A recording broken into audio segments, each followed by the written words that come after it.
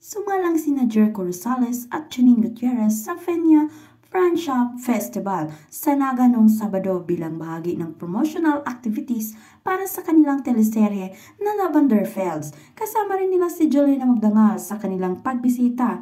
Nagtuloy-tuloy sila.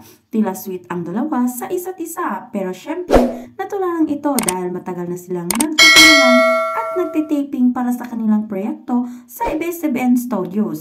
Maraming mga malalapit sa kanila ang nagsasabi na nasa ligawan stage pa lamang sila at hindi pa talagang magkasintahan. Pero para sa kanila, mas mahalaga ang kasiyahan sa kanilang dalawa. Sinabing enjoy lang sila sa kanilang dalawang araw-araw bakasyon sa Naga at may isa pang politiko na bumisita sa kanila sa lugar. Natuwa ang mga tagahanga na Jericho at Janine nang kumalat ang isang video kung saan sila ay naglalaro kasama ang anak ni Juliana na si Veka Anaya. Nakakatuwang panoorin ang dalawa na naging parang mga bata habang naglalaro sa isang computer game app kasama si Veka. Maraming mga fans ang nagsabi na ang saya-saya ng tatlo at tila nakakaaliw lang panoorin. Ang nakakatuwang bahagi ayon sa ibang fans ay parang ganito ang magiging eksena kapag nagkatuluyan sina Jericho at Janine at naglalaro kasama ang kanilang magiging anak. Ang mga ganitong sitwasyon ay nagdadala ng mga ngiti at saya sa mga tagahanga na umaasa sa posibleng magandang kinabukasan ng kanilang idolo. Bagamat hindi pa sila opisyal na magkasintahan, tila magkaroon magandang samahan at koneksyon sa pagitan nila na nagmumula sa kanilang pagtutulungan at pagkakaibigan. Maraming mga fans ang nagsabi na ang saya-saya ng tatlo at tila nakakaaliw lang panoorin.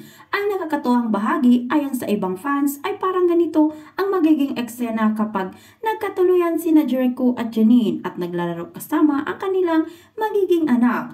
Ang mga ganitong sitwasyon ay nagdadala ng mga ngiti at saya sa mga tagahanga na umaasa sa posibleng magandang kinabukasan ng kanilang idolo. Bagamat hindi pa sila opisyal na magkasintahan, tila magkaroon magandang samahan at koneksyon sa pagitan nila na nagmumula sa kanilang pagtutulungan at pagkakaibigan. Ang Fenya Friendship Festival ay isang mahalagang kaganapan sa Naga at ang kanilang presensya ay talagang nagdala ng saya sa mga lokal. Ang pagkakaroon ng mga kilalang artista tulad ni Jericho at Janine ay nagbibigay diin sa kahaglagahan ng pagdiriwang at pag-udyok sa mas maraming tao na makikiisa sa mga aktibidad. Bilang mga artista, ang kanilang mga buhay at relasyon ay laging nasa ilalim ng mga mata ng publiko at ang bawat galaw nila ay pinag-uusapan. Ngunit sa kabila ng mga ito, nakatuon sila sa kanilang mga proyekto at sa kasiyahan na dulot ng kanilang pagkakaibigan. Sa huli, umaasa ang kanilang mga tagahanga na patuloy nilang ipapakita ang kanilang kagandahang samahan habang sabay na umuunlad ang kanilang mga karira at personal na buhay.